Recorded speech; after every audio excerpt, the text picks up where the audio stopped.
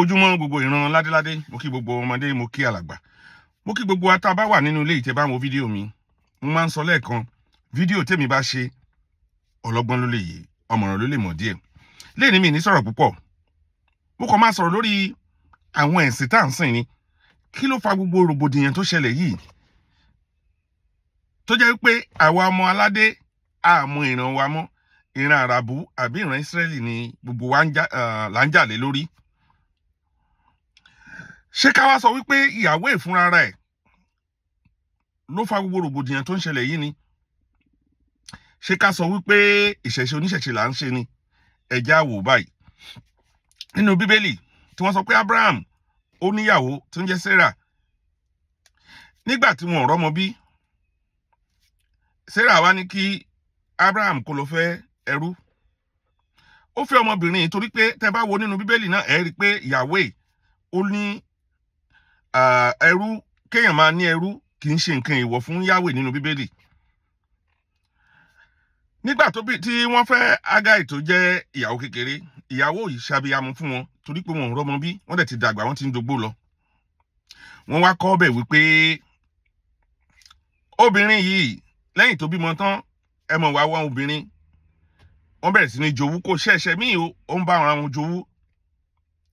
Lẹ́yìn tí Abraham ti bí ọmọ míì tó ń jẹ́ Isaac, ìkejì ń jẹ́ Ishmael. Lẹ́yìn tí Abraham ti bí ọmọ yẹn tán, kí ló yẹ ká ṣe fún obìnrin yìí?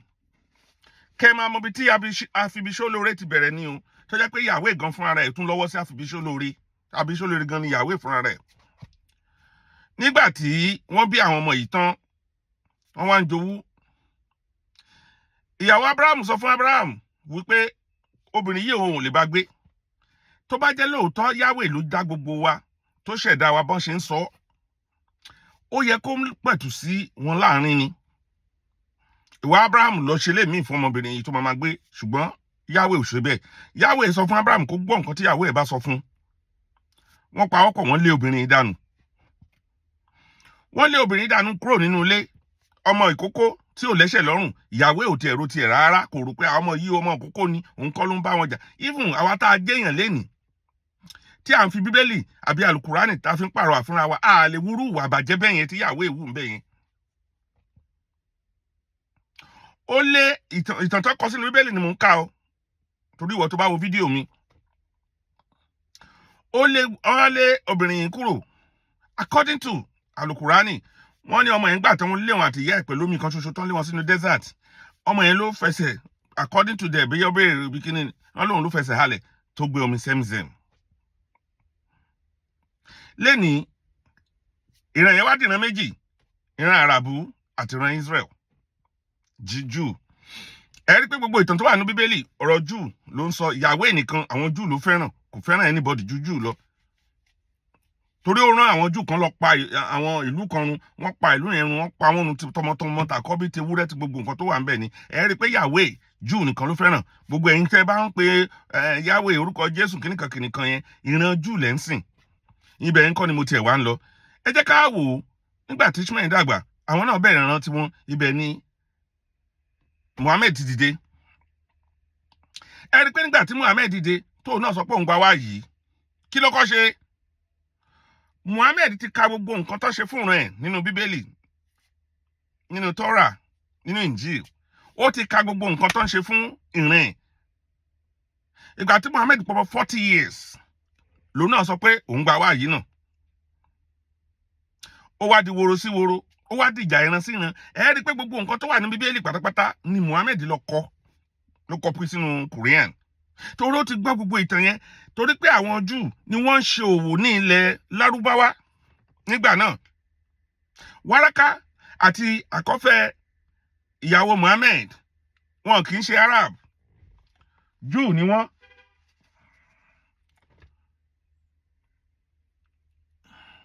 Júù ni wọ́n.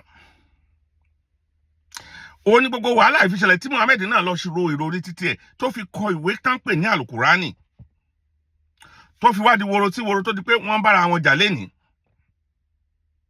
Gbogbo nǹkan tó wà nínú Àlùkùránì pátápátá òun ni Muhammad kọ tó bẹ̀rẹ̀ sí ní yí, tóun náà wá ń gbèjà ìran ẹ̀ ló fi sọ wípé ẹ má bá wọn Júù ṣe o. torí àwọn lẹ́ni ìṣìnà. Ìbéèrè mi ni pé kí ló fi kan èmi pẹ̀lú yín tá a jọmọ Yorùbá? Nígbà tí fámílì méjì bá ń jà, gbogbo nǹkan tó ń ṣẹlẹ̀ láàrin Jew àti Arab, fámílì méjì ló ń jà. Bàbá wọn náà ń ké pè. Kí ló fi kàn wá ọmọ Yorùbá? Tó jẹ́ pé lẹ́yìn àwa bẹ̀rẹ̀ sí fi ń búra wa. Níbo náà kọ Yorùbá sí nínú Bíbélì? Níbo náà kọ Yorùbá sí nínú Al-Quran? Ìjà ẹbí ni àwọn pípò yìí ń jà. Revenge tán ṣe fún ilẹ̀ Lárúbáwá, tán ṣe fún Ishmael, òun ni ànábì wá gbà lọ́wọ́ wọn, náà fi hate ara wọn dèní. Ẹ wá gbé hatred yẹn, ẹ wá gbé sórí àwa tá a jẹ́ Yorùbá fúnra wa. Ẹ wo nǹkan tó ń ṣẹlẹ̀ ńsìn nílọrin, odidi ìlú 10 náà ti parun bẹ̀. Ẹ jẹ́ ká lọ sí kí ló ń porúkọ rẹ̀, Somalia. Àwọn ISIS ti bẹ̀rẹ̀ wàhálà ní Somalia yìí débi wípé wọ́n bẹ̀rẹ̀ sí ń pa gbogbo àwọn èèyàn ni. Ẹ wo bọ́n ṣe pààyàn nílẹ̀ Haúsá. Mo gbọ́ tí Haúsá kan jáde tó ní wọ́n pààyàn ní mọ́ṣáláṣí, kò yẹ kí ìjọ tó ti ń pààyàn ní ṣọ́ọ̀ṣì. Àwọn Haúsá ò dìde. Àbí kí ló ń porúkọ ẹ̀, wọn ò dìde. So ìbéèrè mi ni pé ẹ̀sìn Mùsùlùmí, ẹ̀sìn Kìrìsìtẹ́nì kò kàn wá. Gbogbo ẹ̀yin ọmọ ìyá mi, ìjà ẹbí ẹlẹ́bí lẹ̀ ń bá wọn jà. Tẹ́ bá gbogbo àyà tó wà ní Al-Kùránì, èpè ló ń ṣẹ́ fáwọn Nàsárà àti Yẹ̀húdí. Kí ló kàn wá pẹ̀lú ìjà ẹbí ẹlẹ́bí? Tí gbogbo wa máa sọ ìtàn, a lè sọ ìtàn Abraham tí ò bá wa tán, tí ò mọ̀ wá rí. A lè sọ láti bẹ̀rẹ̀ dópin, a lè sọ tàn Jésù láti bẹ̀rẹ̀. Ǹjẹ́ gbogbo wa tiẹ̀ mọ ìtàn ìdílé wa? Ká máa sọ ìtàn Yorùbá, káwa náà ṣe fánísì wa, káwa náà kọ̀wé tiwa. Ṣé bẹ́ẹ̀ làwọn bàbá wa náà burú tó ni? Ṣé gbogbo nǹkan tá à ń ṣe nílẹ̀ Yorùbá ò dáa ni? Àfibi ṣólóore ni gbogbo wa. Bẹ́ẹ̀ kẹ̀rẹ́ tí ara wa ò bá dá, a ní pé Jésù, Bible kankan kò lè help ẹ tára ẹ ò bá dá. Kùránì kankan ò lè help ẹ. Ewé àti egbò tá a máa báyìí múlẹ̀, tán fi ṣe typhoid, tán fi ń ṣe kíní, òun náà la ṣe máa lọ lò. Tá a bá wá lò ó tán, àá tó padà sí church àti mọ́ṣáláṣí, àá lọ máa yin Allah àti Jésù lógo. Àá lóun ló jẹ́ kára wa dá. Ṣé àwa la gọ̀ ni àwa dúdú? Ṣé ìran kan kò lè tìran wa jáde ni? Bíbélì, Al-Kùránì kò kàn wá ní ilẹ̀ Yorùbá. Yahweh fúnra rẹ̀ ó ti yà àwọn ọmọ ẹ̀, òun fúnra rẹ̀ ló yà wọ́n, òun ló ń dárúgúdù lẹ̀ láàrin wọn. Allah náà supporter ló fi ṣe, lòun náà oníkálukú ń defend ara wọn ni, torí àwọn méjèèjì wọn kì í ṣe kan náà. Lẹ́ẹ̀kan sí mo kí gbogbo àwa ọmọ Yorùbá. Àsìkò tí tó fún gbogbo àwa Yorùbá, ẹ jẹ́ ká fi nǹkan tó ń ṣẹlẹ̀ ní Ìlọrin ká fi ṣàríkọ́gbọ́n. Ẹ wo bọ́n ṣe pa àwọn èèyàn nílẹ̀ Yorùbá ní Ìlọrin. Nílẹ̀ Gbóònà, odidi ìlú 10 náà ti tún ti pa àwọn èèyàn dànù. Ìwọ tó bá sì ń ṣe ẹ̀sìn tó gbé kárí, àánú ẹ̀ ń ṣe mí, àánú ẹ̀ ń ṣe mí. Ẹ wo nǹkan tó ń ṣẹlẹ̀ nílẹ̀ Haúsá, tán lọ pa àwọn èèyàn mọ́ṣáláṣí. Ìwọ tó bá gbé ẹ̀sìn kalẹ̀ tó ṣe gbé kárí tó jọmọ Yorùbá, àánú ẹ̀ ń ṣe mí. Àsìkò tí tó láti wá ìran wa rí.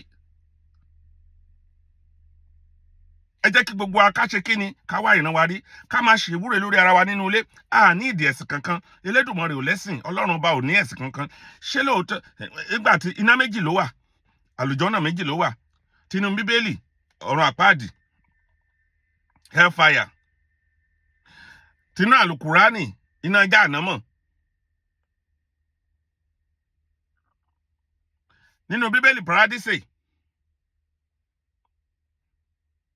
Ní àlùjọ́nà, ọgbà àdẹ̀ra.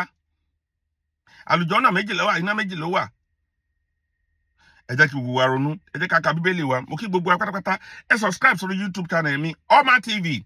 Ẹ jọ̀ọ́ mo need more subscription lórí ẹ̀. Oma TV lórí TikTok, Oma TV náà ló ń jẹ́. Ẹ lè subscribe sórí X mi náà, Oma TV. Gbogbo àwa ọmọ Yorùbá, ilẹ̀ Yorùbá kò ní bàjẹ́ o. Ẹ kú ojúmọ́. Ẹ ṣé gan ni, thank you.